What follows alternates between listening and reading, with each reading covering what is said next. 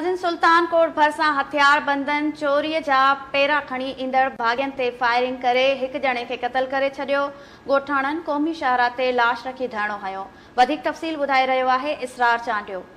जीअं त नाज़रीन, सुल्तानकोट भरिसां राति देर सां ॻढ़ी चंड में चोरनि चोरी जी कोशिशि कई ऐं उन में मुज़ाहिमत दौरान ॻोठाणो चोरनि हथां वाहिद बख़्श जतोई क़तल थी वियो आहे ऐं उन जो लाश वारस क़ौमी शाहरा जेकुंबाद शिकारपुर बेगारी पुल ते टायरनि खे बाहियूं ॾेई ऐं मक़तूल जो मढ़ रखी हिते एहतिजाज रिकॉर्ड कराए रहिया आहिनि। वधीक हिननि सां ॻाल्हि ॿोल कंदासीं। चोरनि सां मुक़ाबिलो थियो आहे, फोन कई असांजो मुक़ाबिलो थियो आहे, जल्दी कर, असांजी गाॾी ॾे, असांजे माण्हुनि जी ज़रूरत आहे, असांजे मुड़ुस मरनि था।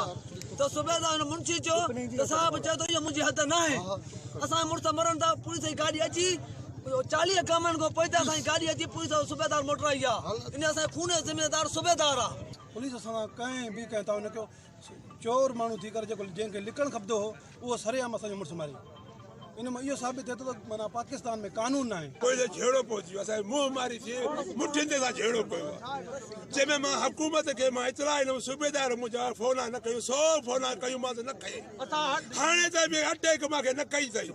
बाक़ी सिद्दीक़ चए पियो मां अचां थो, हिते आहियां, टेर पंचर थी पियो आहे, हीअं थी पियो आहे, हीअं थी पियो आहे, मां पुॼण वारो आहे। बाजे ठका ॿुधे त असां झेड़े में आहियूं, सफ़ा बंदि आहियूं। जो मथे इतला ॾींदे SP सां ॻाल्हाए जो माण्हू मोकिलियो, ठीकु आहे, न त बि असांजे शहीद आहियूं ढोर जे लाइ। अदा सां कोई भी ना आयो, हिन महिल ताईं का भी ना आयो। रात जो 2 बजे चोर आया, 7-8 मींहं कढियूं।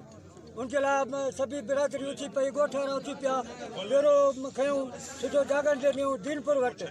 उते पुलिस दीनपुर जी बि मौजूदु हुजे, आबाद जी पुलिस मौजूदु हुजे। उते मुक़ाबिलो थियो, फायरिंग थी पई।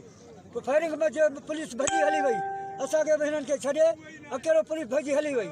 असांखे पुलिस त कोई एतबार न आहे, छो त असांखे वात जे मुंहं में छॾे भॼी वई हली पुलिस पंहिंजी जान बचाए। पुलिस जो कमु छा आहे? पुलिस जो कमु आहे असांखे हिफ़ाज़त ॾियणु।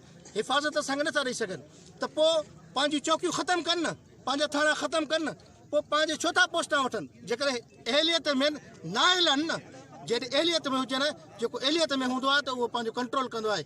नाइल खे लाहे छॾियो। ॾुआरनि ऐं असांजो उन्हनि सां मुक़ाबिलो थियो ऐं मुक़ाबले दौरान असांजो ही भाॻियो क़तल थियो। असांजी पुलिस खे इतला ॾिनोसीं, राति देर ताईं असांजो लाश उते रखियलु हो, पर हिन महिल ताईं असांजी इंतिज़ामिया का मदद का वार न कई, न जवाबदार गिरफ़्तार कया आहिनि।